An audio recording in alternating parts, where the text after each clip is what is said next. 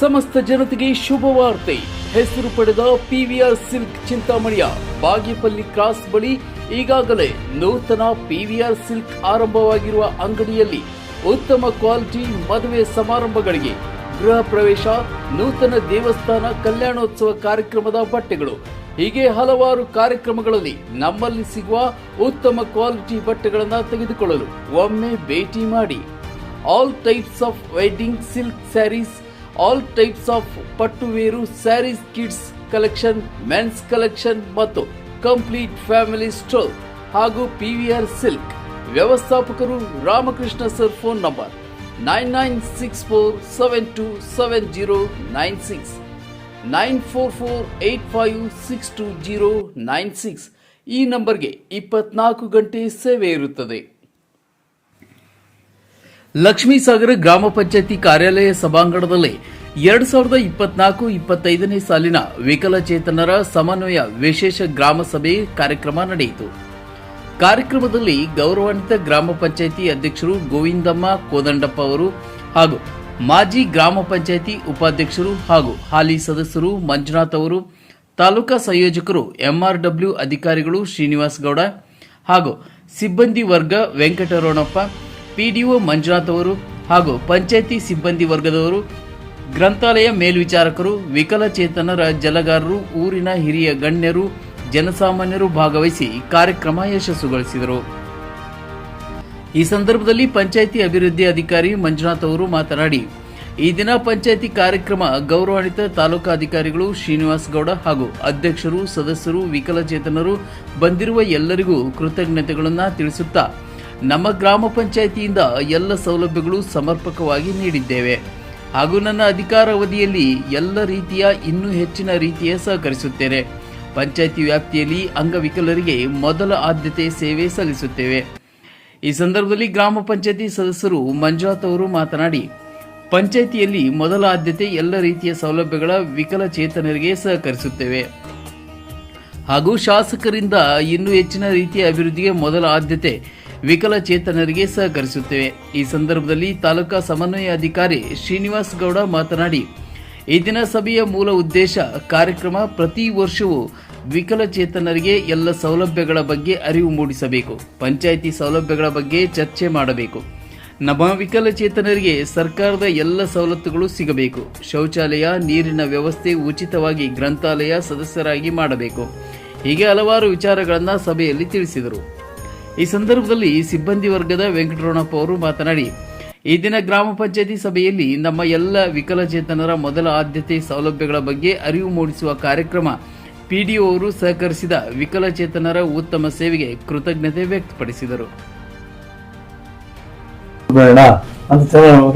ಕೊಟ್ಟರೆ ಗೊತ್ತಾಗೋದಿಲ್ಲ, ನಾವು ಕೊಂಡು ಬೀಳ್ತೇವೆ, ಗೊತ್ತಾಗೋ ಥರ ಈ ಕಾರ್ಯಕ್ರಮ ಮಾಡೋಣ ಅಂತ ಹೇಳ್ಬಿಟ್ಟು ನಾನು ಯೋಚನೆ ಮಾಡ್ಕೊಂಡಿದ್ದೀನಿ. ಅದೆಲ್ಲರೂ ಯಾರನ್ನ ಸಹಾಯಧನಕ್ಕಿದ್ರೆ ನಮ್ಗೆ ಅರ್ಜಿ ತಂದುಕೊಡಿ, ನಾವು ಮೀಟಿಂಗಲ್ಲಿ ಪಾಸ್ ಮಾಡಿಕೊಂಡು ನಮ್ಮ ಹತ್ರ ಅಮೌಂಟ್ ಇಟ್ಕೊಂಡಿದ್ದೀವಿ. ನಾವು ಡಿವೈಡ್ ಮಾಡಿ ಅದಕ್ಕೆ ಅಕೌಂಟ್ ಹಾಕಿದ್ದೀನಿ ನಾನು, ಯಾಕಂದ್ರೆ ನಾವು ಒಂದು ಅಕೌಂಟ್ ಕಲೆಕ್ಷನ್ ಆಗ್ತದೆ ಅಂತ ಹೇಳ್ಬಿಟ್ಟು ನಾವು ಇವತ್ತು ಹಮ್ಮಿಕೊಂಡಿದ್ದೀವಿ. ಇದರ ಉದ್ದೇಶ ಯಾಕೆ ಇದೆಲ್ಲ ಮಾಡಬೇಕು, ಏನು ಇವೆಲ್ಲ ಸೌಕರ್ಯ ಇದೆ, ನಮ್ಗೆ ಇದರಿಂದ ಏನ್ ಪ್ರಯೋಜನ, ಯಾತಕ್ಕಾಗಿ ಮಾಡ್ತಾ ಇದ್ದಾರೆ ಅನ್ನೋ ಕ್ವಶನ್ಸ್ ನಿಮ್ಮನ್ನು ಕಾಡ್ತಾ ಇರ್ಬೋದು. ಈಗ ಪ್ರತಿ ವರ್ಷ ಕೂಡ ನಮ್ಮ RPD ಆಕ್ಟ್ ಪ್ರಕಾರ 2016 ಅಂಗವಿಕಲರ ಅಧಿನಿಯಮದ ವೈದ್ಯ ಅದರ ಒಂದು ಆದೇಶದಂತೆ ಮಾನ್ಯ ಕಾರ್ಯನಿರ್ವಹಣಾಧಿಕಾರಿಗಳು ಒಂದು ಟೈಮ್ ಟೇಬಲ್ ಮಾಡಿ ಫಿಕ್ಸ್ ಮಾಡಿ ನಮಗೆ ಈ ಸಮನ್ವಯ ಸಭೆಗಳು ಮಾಡಿ ಅವ್ರ ಕುಂದುಕೊರತೆ ವಿಚಾರಿಸಿ, ಅವ್ರಿಗೆ ಏನ್ ಕಷ್ಟ ಸುಖ ಇದೆ ವಿಚಾರಿಸಿ, ಸರ್ಕಾರದಿಂದ ಏನ್ ಕೊಡ್ಬೇಕು, ಗ್ರಾಮ ಪಂಚಾಯತಿಯಿಂದ ಏನ್ ಕೊಡ್ಬೇಕು, ಏನ್ ಕೊಡಬಾರ್ದು ಅನ್ನೋದನ್ನ ಚರ್ಚೆ ಮಾಡ್ತಾರೆ. ಫೋನ್ ನಂಬರ್ ಇಟ್ಕೊ ಬರ್ತೀನಿ, ಹಣ ಹಿಂಗನ ಈ ತರ ಈ ಸೆಕೆಂಡ್ ಹಾಕೊಡ್ಬೇಕು, ಅವೆಲ್ಲ ನೀನು ವಿಚಾರಿಸ್ಕೊಂಡು ನಮ್ಗೆ ಹೇಳಿದ್ರೆ ನಮ್ಮ ಕೈಯಲ್ಲಿ ಗ್ರಾಮ ಪಂಚಾಯತಿಯಿಂದ ಏನ್ ಸಹಾಯ ಮಾಡ್ಬೇಕು ನಿಮ್ಮ 5% ನಲ್ಲಿ ಮ್ಯಾಕ್ಸಿಮಮ್ ಗರಿಷ್ಠ ನಾನು ನಿಮ್ಗೆ ಸಹಾಯ ಮಾಡೋಕೆ ರೆಡಿ ಆಗಿರ್ತೀನಿ ಅಂತ ಹೇಳ್ಬಿಟ್ಟು ನಾನು ಮಾತು ತಿಳಿಸ್ತಾ ಇದ್ದೀನಿ. ಇದಕ್ಕೆ ಅವಕಾಶ ಇರತಕ್ಕಂಥದ್ದು ಇವತ್ತು ಪಂಚಾಯತಿಯಲ್ಲೇ ಏನಾದರೂ ಸೌಲಭ್ಯ ಪಡೆಯತಕ್ಕಂಥದ್ದು ಇರ್ಬೋದು, ಬೇರೆ ಸ್ವಯಂ ಸೇವಾ ಸಂಸ್ಥೆಗಳಿಂದ ಪಡಿತಕ್ಕಂಥದ್ದು ಇರ್ಬೋದು, ಅವೆಲ್ಲನೂ ಆ ಕಾರ್ಡ್ ಇದ್ರೆ ಮಾತ್ರನ ಸಾಧ್ಯ. ಎಲ್ರೂ ಅದು ಕಡ್ಡಾಯವಾಗಿ ಮಾಡಿಸ್ಕೊಳ್ಳೇಬೇಕು. ಅದಿಲ್ಲ ಅಂದ್ರೆ ನಾವು ಯಾವುದೇ ಸೌಕರ್ಯ ನಾವು ಕೊಡಕ್ ಬರೋದಿಲ್ಲ. ಮುಂದುವರೆದು ಗ್ರಾಮ ಪಂಚಾಯತಿಯಿಂದ ನಿಮ್ಗೆ ಏನೆಲ್ಲ ಸೌಕರ್ಯಗಳು ಇದೆ ಅನ್ನೋದಾದ್ರೆ, ಗ್ರಾಮ ಪಂಚಾಯತಿ ಅಧ್ಯಕ್ಷರ ಒಂದು ಅಧ್ಯಕ್ಷತೆಯಲ್ಲಿ ಒಂದು ಕಮಿಟಿ ಆಗ್ಬೇಕು.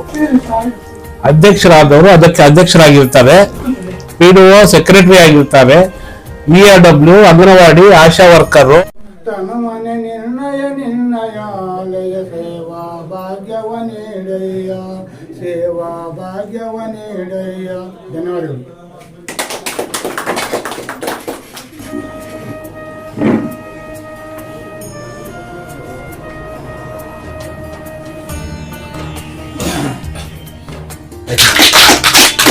ಈ ಕಾರ್ಯಕ್ರಮವನ್ನ ವಿಶೇಷವಾಗಿ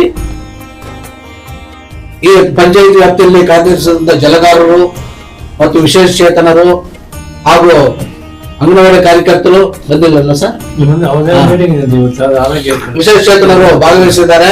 ಅವರಿಗೂ ಸಹ ನಿಮ್ಮೆಲ್ಲರೂ ಈ ಕಾರ್ಯಕ್ರಮ ಪರವಾಗಿ ಸ್ವಾಗತವನ್ನ ಬಯಸ್ತಾ ಇದ್ದೇನೆ.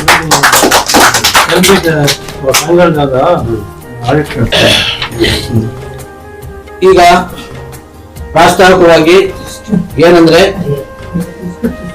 2024-25 ಸಾಲಿನಲ್ಲಿ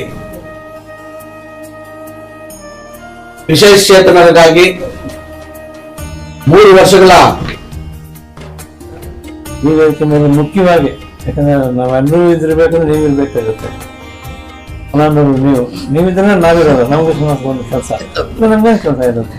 ಅದರಿಂದ ಮುಖ್ಯವಾಗಿ ನೀರು ಬೇಕಾದ್ರೆ ನೀವೆಲ್ಲ ಬಂದಿದ್ದೀರ, ಸಂತೋಷ ಆಯಿತು.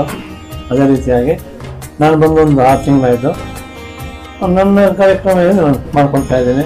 ನಮ್ಮ 24-25 ಸಾಲಿನಲ್ಲಿ ನಾನು ಕೃಷ್ಣಮೂರ್ತಿ ಅವ್ರಿಗೆ ಹಳೆಯದು 10 ತಿಂಗಳ ಬಾಕಿನೇ ಇತ್ತು, ಒಂದು 2,000 ರೂಪಾಯಿದು ಮಾಸಿಕ ಪಾಪ ಟ್ರಾವೆಲ್ ಮಾಡ್ತಾರೆ, ಅದನ್ನು ಮಾಡಿಕೊಟ್ಟಿದ್ದೀನಿ. ಏನಪ್ಪ ನೋಡ್ರೆ, ಆಮೇಲೆ ನನಗಿಂತ ಹಿಂದಿನ ಇದ್ದಾಗ ಅವರು ಒಂದು 60 ಜನಕ್ಕೆ 2,000 ರೂಪಾಯಿ ಪ್ರಕಾರ ನಮ್ಮ ಅಧ್ಯಕ್ಷರಿಗೆ ಗೊತ್ತದು. ಅವರ ಮುಖಾಂತರ 60 ಜನಕ್ಕೆ ಮೊನ್ನೆ ವರ್ಷದಲ್ಲಿ ಎಲ್ರಿಗೂ 2,000 ರೂಪಾಯಿ ಪ್ರಕಾರ ಮೀಟಿಂಗ್ ಪಾಸ್ ಮಾಡಿಕೊಂಡು ಎಲ್ರಿಗೂ ಸಹಾಯಧನ ಮಾಡಿದ್ದಾರೆ. ಈ ವರ್ಷ ಕೂಡ ನಾವು ಅರ್ಜಿ ಕೊಡು ಅಂತ ಹೇಳಿದ್ದೀನಿ. ನಾನು ಒಂದು ಅರ್ಜಿ ಮನೆಯನ್ನು ಬಂದಿದೆ. ಅವೆಲ್ಲರೂ ಯಾಕಂದ್ರೆ ವರ್ಷ ಒಬ್ಬರಿಗೆ ಕೊಡಬಾರ್ದು, ನಾವು ಬೇಕು. ಅದರ ಮೂಲಕನೇ ಎಲ್ಲಾ ಒಂದು ಸವಲತ್ತುಗಳನ್ನ ಅಥವಾ ನೀವು ಸಹಾಯಧನಗಳೇನಾದ್ರೂ ಕೊಡೋಕ್ಕೆ ಸಾಧ್ಯವಾಗಿರ್ತಕ್ಕಂಥ. ಒಂದು ವೇಳೆ ಆ ತರ ಏನು ನಿಮ್ಮಲ್ಲಿ ಕಂಡು ಬರ್ಲಿಲ್ಲ ಅಂದ್ರೆ ಸರ್ಕಾರ ನಿಯಮವನ್ನ ನೀವು ಬಾಹಿರ ಮಾಡ್ತಾ ಇದ್ರಿ, ಉಲ್ಲಂಘನೆ ಮಾಡ್ತಾ ಇದ್ರಿ ಅಂತ ಅರ್ಥ. ಈ ತರ ಮಾಡಬೇಕು. ನೆಕ್ಸ್ಟ್ ಅದೇ ರೀತಿ ಈಗ ನಮ್ಮಲ್ಲಿ ಒಬ್ಬ VRW ನಿಮ್ಮಲ್ಲಿ ಸೆಲೆಕ್ಷನ್ ಮಾಡಿ ಕೊಟ್ಟಿದ್ದೀವಿ. ಅವ್ರೇನು ನೀವು ಪ್ರಯಾಣ ಭತ್ಯೆ ಕೊಡೋದು ಬಿಟ್ರೆ ಇನ್ನೇನು ಅವರಿಗೆ ಸೌಕರ್ಯ ಕೊಡ್ತಾ ಇಲ್ಲ ಅನ್ನೋದು ನಮ್ಮ ಗಮನಕ್ಕೆ ಬಂದಿರತಕ್ಕಂಥದ್ದು. ಇತ್ತೀಚೆಗೆ ಒಂದು ಕಾನೂನು ಬಂದಿದೆ, ಒಂದು ಆದೇಶ ಬಂದಿದೆ. ಏನು ಮೀಸಲಿರ್ತಕ್ಕಂಥ ಅನುದಾನವನ್ನ ಯಾವ ರೀತಿ ಇಂಪ್ಲಿಮೆಂಟ್ ಮಾಡಿದ್ದೀರಾ. ನಂತರ ವಿಶೇಷ ಚೇತನರಿಗೆ ಪಂಚಾಯತ್ ಯಾಕಂತ ಹೇಳಿದ್ರೆ ಇಡೀ ತಾಲೂಕು ವ್ಯಾಪ್ತಿಯಲ್ಲಿ ಕೈಗೊಳ್ತಕ್ಕಂಥ ಕಾರ್ಯಕ್ರಮಗಳು ಸ್ಥಳೀಯವಾಗಿ ಏನು ಸರ್ಕಾರದಿಂದ ಸೌಲಭ್ಯಗಳು ಸಿಗ್ತಾ ಇದೆ ಎಂಬ ವಿಚಾರಗಳ ಬಗ್ಗೆ ಅರಿವು ಮೂಡಿಸ್ತಕ್ಕಂಥ ಮತ್ತು ಗ್ರಾಮ ಸಭೆ ಮುಖಾಂತರ ನಿಮಗೆ ತಿಳುವಳಿಕೆ ಕೊಡ್ತಕ್ಕಂಥ ಕಾರ್ಯಕ್ರಮವನ್ನ ವಿಶೇಷವಾಗಿ ಡಿಸೆಂಬರ್ ತಿಂಗಳಲ್ಲಿ ಪ್ರತಿ ವರ್ಷ ಹಮ್ಮಿಕೊಳ್ತಾ ಇದ್ದೀವಿ. ಅದೇ ರೀತಿ ಈ ಒಂದು ಪಂಚಾಯತ್ ನಲ್ಲಿ ಇದೆ, ಈ ಸಲ ಹಮ್ಮಿಕೊಂಡಿದ್ದೀವಿ. ನಿಮಗೆ ಪಂಚಾಯತ್ ವತಿಯಿಂದ ಏನೆಲ್ಲ ಕಾರ್ಯಕ್ರಮಗಳು ಸೌಲಭ್ಯಗಳು ಸಿಗ್ತಾ ಇದೆ ಎಂಬ ವಿಚಾರಗಳ ಬಗ್ಗೆ ಪ್ರಾಸ್ತಾವಿಕವಾಗಿ ನಮ್ಮ ಪಂಚಾಯತ್ ಅಭಿವೃದ್ಧಿ ಅಧಿಕಾರಿಗಳಾದಂತಹ ಮಂಜುನಾಥ ಸ್ವಾಮಿ ಅವರು ತಿಳಿಸ್ಬೇಕಂತ ಹೇಳಿ ಅವರಲ್ಲಿ ಮನವಿ. ಅಲ್ಮೇರಾ ಸಿಸ್ಟಮ್ ಕೊಡ್ಬೇಕು ಅಂತ ಹೇಳ್ಬಿಟ್ಟು ಈಗಾಗಲೇ ನಾವು ಆದೇಶನ ನಿಮ್ಮ ಗಮನಕ್ಕೆ ತಂದಿದ್ದೀವಿ. ಸೂಕ್ತ ಸ್ಥಳಾವಕಾಶ ಇರಬೇಕು ಅಂತ. ಪಂಚಾಯತಿಗೆ ಸರಾಗವಾಗಿ ಓಡಾಡಲಿಕ್ಕೆ ರ್ಯಾಂಪ್ ವ್ಯವಸ್ಥೆ ಇರಬೇಕು, ವೆಸ್ಟರ್ನ್ ಟಾಯ್ಲೆಟ್ ಇರಬೇಕು ಅಂತ ಹೇಳ್ಬಿಟ್ಟು ನಮ್ಮ ಒಂದು ಕಾನೂನು ಎತ್ತಿ ತೋರಿಸ್ತಕ್ಕಂಥ, ಅದನ್ನ ನೀವು ಗಮನ ಹರಿಸಬೇಕಾಗತ್ತೆ. ಹಾಗೇನೆ ಈಗ ಇಲ್ಲಿ ಇರ್ತಕ್ಕಂಥ ಲೈಬ್ರರಿ ನಾನು ಆವಾಗ್ಲೇ ಕರೆದ, ಯಾರಿದ್ದಾರೆ ಇಲ್ಲಿ ಗೊತ್ತಿಲ್ಲ, ಮುಂದೆ ಬರ್ತಾ ಇಲ್ಲ. ಲೈಬ್ರರಿ ಏನಿದ್ರೆ ಕರೀರಿ. ಇದರ ಲೈಬ್ರರಿಯನ್ನು ಉಚಿತವಾಗಿ ಈ ಗ್ರಂಥಾಲಯದಲ್ಲಿ ಫ್ರೀ ಆಗಿ ನೋಂದಣಿ ಮಾಡಿಸ್ಕೊಡ್ಬೇಕು. ಒಂದು ವೇಳೆ ಏನಾದ್ರೂ ಅದು ಸರ್ಕಾರ ನಿಮ್ಗೆ ನಿಗದಿಪಡಿಸಿದ್ರೆ 5% ತೆಗೆದು ಅದನ್ನ ಸಂದಾಯ ಮಾಡಿ, ಅದು ಸರ್ಕಾರ ಆದೇಶ ಕೊಡೋನು. ಹಾಗೇನೆ ನಿಮ್ಮಲ್ಲಿ ವಸತಿ ಯೋಜನೆಗಳು ಅಂತ ಹೇಳ್ಬಿಟ್ಟು ಬರ್ತದೆ. ಕಡ್ಡಾಯವಾಗಿ ಯಾರು ಯಾರಿಗೆ ಇವತ್ತು ವಸತಿ ಇಲ್ಲ ಅನ್ನೋದನ್ನ ಮನಗಂಡು ಗ್ರಾಮ ಸಭೆಗಳಲ್ಲಿ ವಾರ್ಡ್ ಸಭೆಗಳಲ್ಲಿ ಅರ್ಜಿಗಳು ತಕೊಂಡು ಪರಿಗಣಿಸ್ತಾರೆ. ಅದಕ್ಕೆ ಅಮೌಂಟ್ ಹಾಕಿರ್ತೀನಿ ನಾನು ಇವಾಗ ಎಷ್ಟು ನೋಡಿಕೊಂಡು ಅದನ್ನು ನೀವು ಎಷ್ಟು ದಿನ ಅರ್ಜಿ ಕೊಡ್ತೀರಾ ಆ ಅರ್ಜಿ ಮೇಲೆ ಅಮೌಂಟ್ ಡಿಪೆಂಡ್ ಮಾಡಿಕೊಂಡು ಅಕಸ್ಮಾತ್ ಕಡಿಮೆ ಬಂದರೆ ನಾವಿನ್ನೂ ಅದಕ್ಕೆ ಅಮೌಂಟನ್ನು ಹೊಂದಿಸ್ಕೊಂಡು ಒಟ್ಟಿಗೆ ಸೇರಿಸ್ಕೊಂಡು 2,000 3,000 ಪಂಚಾಯತ್ ತೀರ್ಮಾನ ಮಾಡಿಕೊಂಡು ಎಲ್ಲ ನಮ್ಮ ಅಂಗವಿಕರಿಗೂ ನಾವು ಸಹಾಯ ಮಾಡಬೇಕು ನಾನು ಪ್ಲ್ಯಾನ್ ಮಾಡ್ಕೊಂಡಿದ್ದೀನಿ. ಈ ಥರ ನಾವು ಗೌಡ್ರಿಗೂ ಹೇಳ್ತೀನಿ, ಈ ಪಾಂಪ್ಲೆಟ್ ಓಡಿಸ್ಕೊಂಡು ಅಂದ್ಕೊತಾ ಇದ್ದೀನಿ ನಾನು.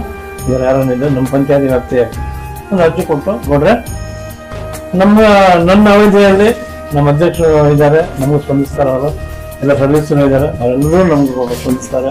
ಆಮೇಲೆ ನಮ್ಮ ಉಪಾಧ್ಯಕ್ಷರು ಕೂಡ ಹೇಳಿದ್ರು, ಸರ್ 1-2 ಕೊಡೋದು ಬೇಡ, ನಾವು ಒಂದು 20-30 ಆಗಲಿ, 1 ಲಕ್ಷ ರೂಪಾಯಿ ಆದರೂ ಪರವಾಗಿಲ್ಲ, ಒಟ್ಟಿಗೆ ಕೊಡೋಣ ಅಂತ ಹೇಳಿದ್ದಾರೆ. ಆ ಥರ ರೆಡಿ ಮಾಡ್ಕೊಂಡು ನಾವು ಎಲ್ರಿಗೂ ನಾವು ಸಹಾಯ ಮಾಡ್ತಾರೆ ಈ ಥರ ಯೋಜನೆ ಮಾಡ್ಕೊಂಡಿದ್ದೀನಿ ನಾನು. ಇಷ್ಟು ಹೇಳ್ತಾ ನಮ್ಮ ಗೌಡರಿದ್ದಾರೆ, ಮಂಕಣ್ಣಪ್ಪನವರಿದ್ದಾರೆ, ನಮ್ಮ ಅಧ್ಯಕ್ಷರು ಇರ್ತಾರೆ, ಆ ಕೃಷ್ಣಮೂರ್ತಿನೂ ಸ್ವಲ್ಪ ಸ್ಪಂದಿಸ್ಬೇಕು ನಿಮಗೆ. ಬೆಳಗ್ಗೆ ಬಂದು ಹೊಟ್ಟೋಗೋದಲ್ಲ ಏನಪ್ಪ. ಇದು ದೀಪ ಇರ್ಬೋದು, ಅವ್ರ ಮನೆಗೆ ವೆಸ್ಟರ್ನ್ ಟಾಯ್ಲೆಟ್ ಇರ್ಬೋದು, ಅಥವಾ ಸರಾಗವಾಗಿ ಓಡಾಡ್ಲಿಕ್ಕೆ ಏನೋ ರ್ಯಾಂಪ್ ವ್ಯವಸ್ಥೆ ಏನಾದ್ರು ನಿಮ್ಗೆ ಅಹವಾಲ ಬಂದ್ರೆ ಅತಿ ವಿಶೇಷ ಅಂತ ಹೇಳ್ಬಿಟ್ಟು ಪರಿಗಣಿಸಬೇಕು. ಆ ತರ ಎಲ್ಲ ಪರಿಗಣಿಸಿ ನೆಕ್ಸ್ಟ್ ಏನಪ್ಪಾ ಅಂದ್ರೆ ವಿಶೇಷ ಚೇತನರಿಗೆ ತಮ್ಮ ಒಂದು ಅಧೀನದಲ್ಲಿ ಕೆಲಸ ಮಾಡ್ತಾ ಇರೋದ್ರಿಂದ ಅವರಿಗೆ ಹಾಜರಾತಿ ಕೊಡಬೇಕು. ಟೈಮ್ ಟು ಟೈಮ್ ಅವರಿಗೆ ಗೌರವ ಕೊಡಬೇಕಾಗಿರೋದ್ರಿಂದ ನೀವು ಈ ಹಾಜರಾತಿಯನ್ನ ವಿತಿನ್ 5th ಒಳಗಡೆನೆ ಕೊಟ್ಟು ಸಹಕರಿಸಬೇಕು. ಮತ್ತು ಅವ್ರಿಗೆ ಏನು ಪ್ರಯಾಣ ಭತ್ಯೆ ತಾವು ಏನು ನಮ್ಮ ಸರ್ಕಾರ ನಿಗದಿಗೊಳಿಸಿದೆ ಅದನ್ನು ರಿಸರ್ವ್ ಆಗಿ ಅವರಿಗೆ ಅನುಕೂಲ ಮಾಡಿಕೊಡಿ. ಏನು ಬ್ಯಾಲೆನ್ಸ್ ಇದೆಯಾ ಅದನ್ನು ಕಟ್ಕೊಡಿ ಅಂತ ಈ ಗ್ರಾಮ ಪಂಚಾಯತಿಯಿಂದ ಈ ವಿಶೇಷ ಚೇತನರಿಗೆ ಈ ತರ ಎಲ್ಲ ಸೌಕರ್ಯಗಳಿದೆ. ನೆಕ್ಸ್ಟ್ ನನ್ನ ಒಂದು ನಿವೇಶನ ಇಲ್ಲ ಅಥವಾ ವಸತಿ ಇಲ್ಲ ಅನ್ನೋದನ್ನು ಮನಗಂಡು ಅವ್ರಿಗೆ 5% ನಮ್ದು ಏನಿದೆ ಅದರಲ್ಲಿ ಕೊಡಬೇಕಾಗತ್ತೆ. ಇತ್ತೀಚೆಗೆ ಒಂದು ಅಭಿಯಾನದ ಮೂಲಕ ಜಾಬ್ ಕಾರ್ಡ್ಸ್ ಅನ್ನ ಕಡ್ಡಾಯವಾಗಿ ಮಾಡಿಸ್ಕೊಡ್ಬೇಕು ಅಂತ ಹೇಳ್ಬಿಟ್ಟು ಮನೆ ಗತಿಯಲ್ಲಿ MBK ನಮ್ಮ ಇವರು ಕೃಷ್ಣಮೂರ್ತಿ ಎಲ್ಲ ಸೇರಿದ್ದಾರೆ. ಎಲ್ಲಾನು ಜಾಬ್ ಕಾರ್ಡ್ ಖಂಡಿತ ಮಾಡಬೇಕು. ಅವರು ಕೂಡ NREGಯಲ್ಲಿ ಜಾಬ್ ಕೊಡ್ತಕ್ಕಂಥ ವ್ಯವಸ್ಥೆ ಆಗ್ಬೇಕು. ಈ ತರದೆಲ್ಲ ಈ ಗ್ರಾಮ ಪಂಚಾಯತಿಯಲ್ಲಿ ಇರುತ್ತೆ. ಹಾಗೆ ವಾರ್ಡ್ ಮತ್ತೆ ಗ್ರಾಮ ಸಭೆಗಳಿಗೆ ಹೋದಾಗ ವಿಶೇಷವಾಗಿ ವಿಶೇಷ ಚೇತನರು ಥ್ರೆಸಿಕಲ್ಸ್ ಅಂತ ಅದು ಕೊಡ್ತಾ ಇದ್ದಾರೆ. ನಮಗೂ ನಾವು ನಮ್ಮ ಪಂಚಾಯತಿಂದನೂ ನಮ್ಮ ಕೃಷ್ಣಮೂರ್ತಿ ಇರ್ತಾರೆ, ನಾವು ಹುಡುಕ್ಬಿಟ್ಟು ಯಾರೋ ಪಾಪ ಸಹಾಯ ಮೊನ್ನೆ ಯಾರೋ 2 ಕೊಡ್ತಿದ್ವಿ ನಾವು ಅದೇನಪ್ಪ ನಮ್ಮ ಗ್ರಾಮ ಪಂಚಾಯತಿಯಿಂದನೇ. ಆ ಥರ ಎಲ್ಲ ಇಲಾಖೆಯವ್ರದ್ದು ನಾವು ಸಮನ್ವಯ ಒಗ್ಗೂಡಿಸ್ಕೊಂಡು ಅವ್ರಿಗೂ ಹೇಳಿ ಅವ್ರ ಹತ್ರಕ್ಕೂ ಕೇಳ್ಬಿಟ್ಟು ಎಲ್ಲ ಇದು ಮಾಡಿಕೊಂಡು ನಾವು ಬೇರೆ ಇಲಾಖೆ ಏನೇನು ಬರುತ್ತೆ ನಿಮಗೆ ಸೌಲಭ್ಯಗಳು ಎಲ್ಲ ಕೊಂಡಿಗಳನ್ನ ಮಾಡಿಕೊಂಡು ಗ್ರಾಮ ಪಂಚಾಯತಿ ನಮ್ಮ ಕೃಷ್ಣಮೂರ್ತಿ ಇರ್ತಾರೆ, ನಮ್ಮ ಸಮನ್ವಯ ಗೌಡ್ರು ಇರ್ತಾರೆ, ಎಲ್ಲರ ಮುಖಾಂತರ ನಾವು ಒಂದು ಫೋನ್ ಕಾಂಟ್ಯಾಕ್ಟ್ ಮಾಡಿಕೊಂಡು ತಿಳ್ಕೊಂಡು ಅವ್ರಿಗೆ ಏನೇನು ಸೌಲಭ್ಯ ಬೇಕು ನಾವೆಲ್ಲ ಮಾಡೋಕ್ಕೆ ರೆಡಿಯಾಗಿದ್ದೀವಿ ಅಂತ ಹೇಳ್ಬಿಟ್ಟು ಹೇಳ್ತಾ ಇದ್ದೀನಿ. ಇಷ್ಟು ಮಾಡಿಬಿಟ್ಟು ಆಮೇಲೆ 1 ಮಾರ್ಕ್ ಮಾಡಿಬಿಡ್ತೀನಿ ಬಗ್ಗೆ ನಾನು ಮಾತಾಡ್ತೀನಿ. ಇಷ್ಟು ಪ್ರಾಸ್ತಾವಿಕ ಭಾಷಣ ಇರುತ್ತೆ. ದಯವಿಟ್ಟು ಈ ಪ್ರಾಸ್ತಾವಿಕ ಭಾಷಣದಲ್ಲಿ ಏನಾದರೂ ಅಡೆತಡೆ ಈ ಒಂದು ವಿಕಲಚೇತನರ ಗ್ರಾಮ ಸಮನ್ವಯ ಸಮಿತಿಗೆ ಈ ತಾಲೂಕಿನ ಸಂಯೋಜಕರಾದಂಥ ಶ್ರೀನಿವಾಸ ಗೌಡರು ಬಂದು ಈ ಒಂದು ಕಾರ್ಯಕ್ರಮವನ್ನ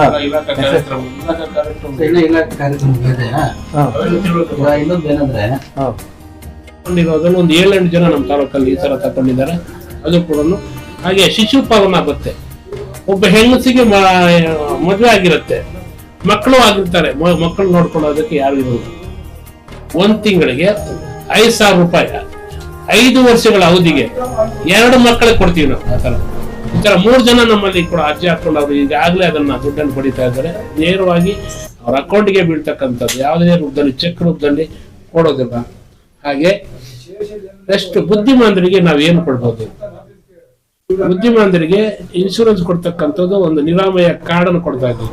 ಆ ನಿರಾಮಯ ಕಾರ್ಡ್ ಇಂದ ಅವರು ಟ್ರಾವೆಲ್ ಚಾರ್ಜ್ ಇರ್ಬೋದು, ಅಲ್ಲಿ ಹಾಸ್ಪಿಟಲ್ ಖರ್ಚು ಇರ್ಬೋದು, ಎಲ್ಲ ಕೂಡ ಅದ್ರಲ್ಲಿ ಉಚಿತವಾಗಿ ಆ ಕಾರ್ಡ್ ಅಲ್ಲಿ ನಮ್ಮ ಹೆಲ್ತ್ ಕಾರ್ಡ್ ಟೈಪ್ ಅಲ್ಲಿ ಅದು ಕೊಡ್ತಾ ಇದ್ದೀವಿ. ಅದು 1 ಲಕ್ಷವರೆಗೂ ಇರುತ್ತೆ, ಅದು ಕೂಡ ಮಾಡ್ತಾ ಇದ್ದೀವಿ. ನಾನು ಹೇಳ್ತಾ ಇದ್ರು ಅರ್ಥ ಮಾಡಿ, ಎಲ್ಲಾ ಇಲಾಖೆಗಳಲ್ಲಿ ಎಲ್ಲಾ ಯೋಜನೆಗಳಲ್ಲಿ ಕಡ್ಡಾಯವಾಗಿ 5% ನಮ್ಗೆ ಇರ್ತಕ್ಕಂಥದ್ದು. ನಾವ್ ಎಲ್ಲೇ ಹೋಗಿ ನೀವು ಡಿಸೇಬಲ್ಸ್ ಅರ್ಜಿ ಹಾಕೊಂಡ್ರೆ ನಮ್ 5% ಪರಿಗಣಿಸಬೇಕು, ಅದು ಕೂಡ ಇದೆ. ನೆಕ್ಸ್ಟ್ ಗ್ರಾಮ ಪಂಚಾಯತಿ ಇರ್ಬೋದು, ತಾಲೂಕ್ ಪಂಚಾಯತಿ ಇರ್ಬೋದು, ಜಿಲ್ಲಾ ಪಂಚಾಯತಿ ಇರ್ಬೋದು, MLA ಇರ್ಬೋದು, MLC ಇರ್ಬೋದು, ಆಮೇಲೆ ರಾಜ್ಯಸಭಾ ಮೆಂಬರ್ ಇರ್ಬೋದು, ಲೋಕಸಭಾ ಸದಸ್ಯರು ಕೂಡ ಇರ್ಬೋದು. ಅವರ ಒಂದು ಪ್ರದೇಶ ಅಭಿವೃದ್ಧಿಯಲ್ಲಿ ಕಡ್ಡಾಯವಾಗಿ 10% ರಿಸರ್ವ್ ಮಾಡಿಕೊಡ್ಬೇಕು. ಆ 10% ಅಲ್ಲಿ ವಿಶೇಷಚೇತನರಿಗೆ ಅಂತ ಹೇಳ್ಬಿಟ್ಟು ಕಲ್ಯಾಣಕ್ಕಾಗಿ ಉಪಯೋಗಿಸ್ಕೊಳ್ಬೇಕು ಅಂತ ಕೂಡ ನಮ್ಮಲ್ಲಿದೆ. ಆ ರೀತಿ ಮೊನ್ನೆ ಅಕ್ಟೋಬರ್ 2ನೇ ತಾರೀಕು ಈಗಿರ್ತಕ್ಕಂಥ ಶಾಸಕರು 20 ಗಾಡಿಗಳು ಅವರ ಪ್ರದೇಶ ಅಭಿವೃದ್ಧಿ ನಮ್ಮ ಅಮೌಂಟ್ ಅಲ್ಲೇ ಕೊಟ್ಟಿರ್ತಕ್ಕಂಥ ಅದು ಕೂಡ ಒಂದು ಉದಾಹರಣೆ ಆಗುತ್ತೆ. ನಮ್ಮ ವೈಎನ್ಆರ್ ಅದಕ್ಕೆ ಕೈ ಜೋಡಿಸಿದ್ದಾರೆ, ಅನಿಲ್ ಕುಮಾರ್ ಅವರು ಕೈ ಜೋಡಿಸಿದ್ದಾರೆ. ಎಲ್ಲ MLCಗಳ ಹತ್ರ ನಾನು ಕಾಡಿ ಬೇಡಿ ನಮ್ಮ ಒಂದು ಏನಿದೆ ಅದನ್ನು ಪರ್ಸೆಂಟ್ ತಗೊಳ್ಳೋದಕ್ಕೆ ನಾನು ತುಂಬಾ ಪ್ರಯತ್ನದಲ್ಲಿದ್ದೀನಿ. ನಾನು ಯಾರನ್ನು